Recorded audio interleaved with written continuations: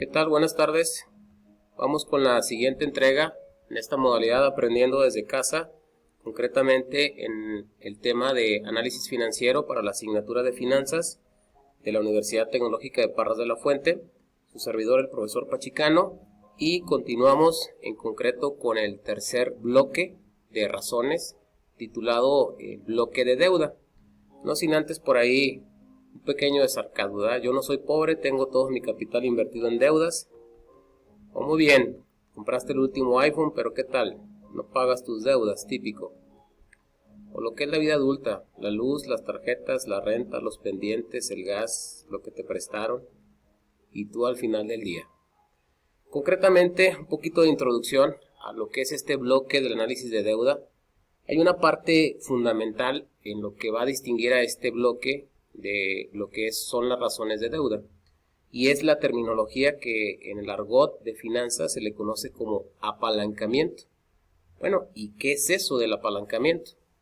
Pues los que se les puede comentar de manera importante es de que es donde se compara de alguna manera la estructura financiera de la empresa, es decir, las deudas totales que tiene la empresa entre los fondos propios. Y cuando hablamos de fondos propios, nos estamos refiriendo a lo que tiene que ver justamente con lo que es pues el capital de la empresa, ¿no? El capital propio, los accionistas, acciones preferentes, acciones comunes, etcétera, etcétera. Y de alguna manera lo que nos viene a dar como referencia esto es con lo que tienes, ¿qué es lo que debes? Por eso nos dice por ahí que cuando habla de ratios, bueno, pues no es más que un indicador, es un índice, o en otras palabras, son los resultados de las razones que hemos ido aprendiendo a través de dos bloques anteriores, y nos dice cómo está estructurado el capital de una empresa, es decir, qué tanto apalancamiento tiene la estructura del capital de la empresa. Y no podemos olvidar que en un momento dado, ese mal apalancamiento puede ser un indicador de riesgo para cualquier compañía. Imagínense por un momento, tienes una vivienda que por cierto la debes y la estás pagando con un crédito hipotecario, crédito Infonavit, Foviste o directamente Cofinavit o Mejoravit o directamente en un banco. Traes un coche que lo sacaste quizás de agencia o quizás lo tienes o lo adquiriste en un lote porque a lo mejor es seminuevo. Traes un teléfono móvil, quizás de alta gama, que fuiste a Coppel. Tienes ciertos recursos en tu casa, ciertas prendas, etcétera, etcétera, pero pues resulta ser de que las adquiriste por ahí en Del Sol o qué sé yo, con tarjeta de crédito. ¿A qué quiero llegar con esto? Es qué tan comprometido está lo que aparentemente tienes referente a tus deudas. Ese es el famoso apalancamiento. Y para aquí me gustaría ser bastante claro. Tampoco hay que ver el apalancamiento como el diablo. Esto es lo peor que puede existir. La correcta empresa debería ser aquella que no tiene deudas. Eso es un error. Eso es un error porque con buenas medidas de apalancamiento a las empresas se les permite crecimiento. Imagínate por un momento que puedas obviamente quizás solicitar un crédito. Bueno, ¿cuántas empresas, caramba, iniciaron con créditos, con deudas? ¿Sabes qué? Esa idea de negocio surgió un amigo, un vecino, un familiar. Apostamos cierta cantidad de dinero y de alguna manera decidimos empezar a llevar a cabo estas actividades productivas, pero el resto quizás nos endrogamos. Y gracias a ello, lógicamente te permitió adquirir ese equipo que de no ser así, pues nunca lo hubieras tenido. Y en buena administración y futureando esto, quizás el negocio salió adelante y hoy en día se convirtió en un negocio sólido. Entonces, ¿a qué tenemos que llegar con esto? El apalancamiento es un arma de dos filos.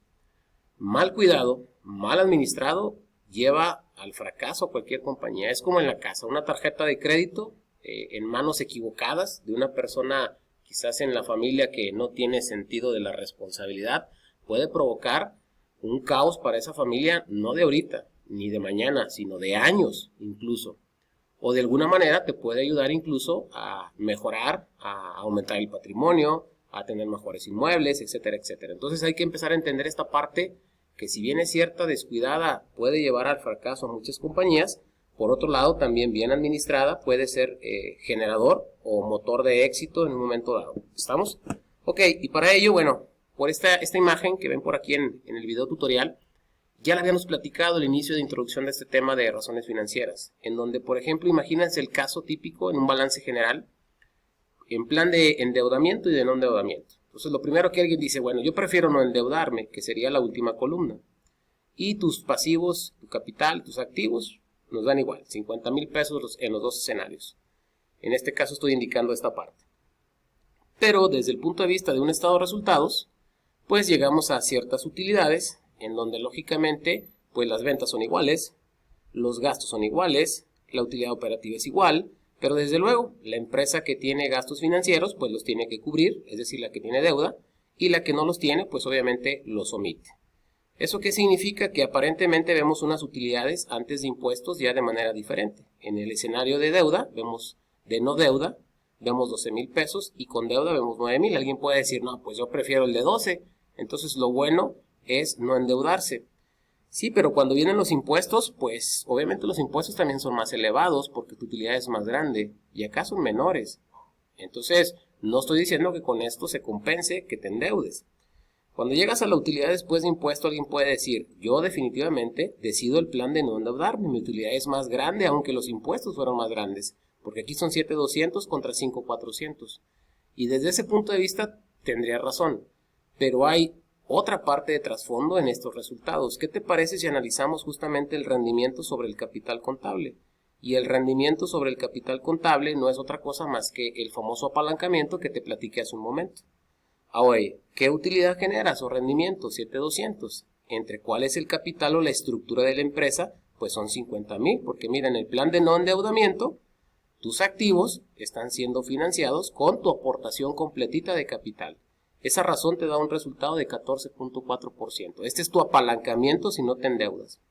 Pero si decides endeudarte, que es el plan de endeudamiento, recuerda que tu capital tan solo es aportado de 25,000 pesos y tienes deuda. Incluso aquí pagaste intereses y etcétera, etcétera.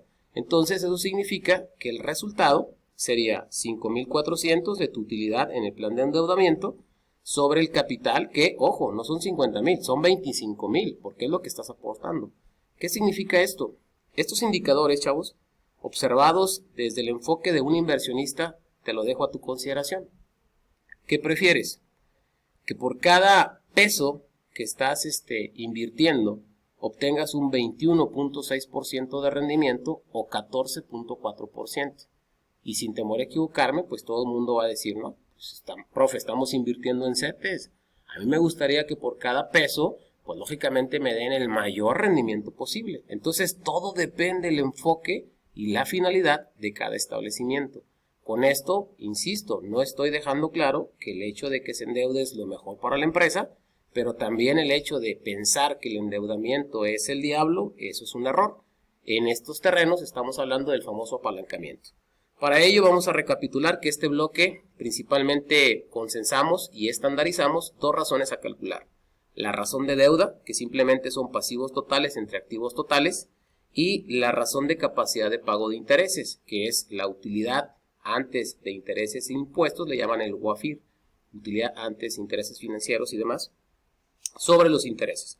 Estas son las dos razones que vamos a trabajar y que ojalá con la parte introductoria que por ahí estamos llevando a cabo en este video tutorial, les den los argumentos, como ya saben, en las reglas de los análisis y las prácticas del día de hoy, es que puedas de alguna manera embonar todos esos cálculos y todos esos procedimientos que estás haciendo.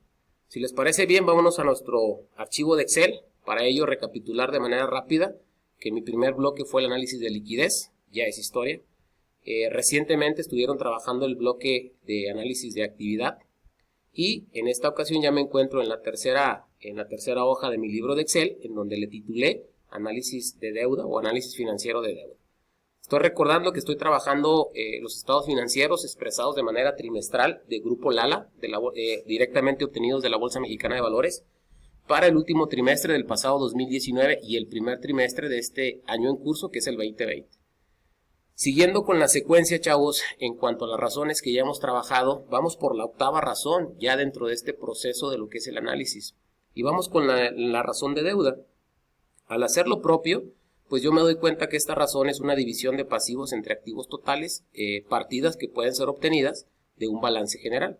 Así que al hacer los cálculos, corroboro con ustedes, para el 2019 obtengo un 69.50% y para el 2020 obtengo un 72.17%. ¿Qué significa eso? Bueno, primero decirte que la razón normalmente se expresa en términos porcentuales.